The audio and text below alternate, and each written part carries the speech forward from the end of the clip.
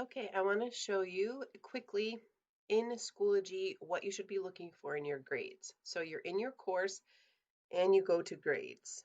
Okay, so you should be looking right now at quarter two.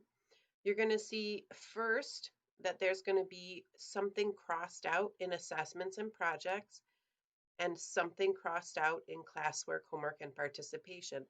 That's because I dropped the lowest grade. So right now, what is crossed out is your lowest grade. Okay. You're going to see scores. If you see papers, that's something that was submitted. Okay? If you see this sort of waffle box here, if you click on it, that's going to show you the rubric. And if you scroll through it, it's going to show you where you earned your points and where you lost points on that assignment. Okay? If you see anything that looks like this with this orange hexagon, that means that is incomplete and you should be making that up.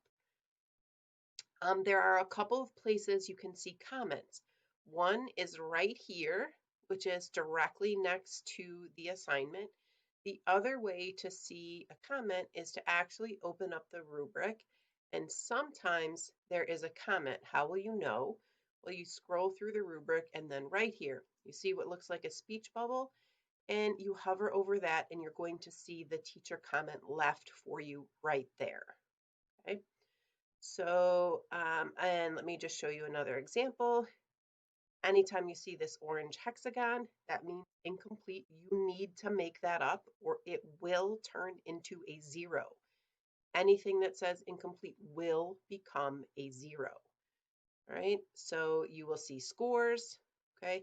Any hexagon, incomplete, you must make it up.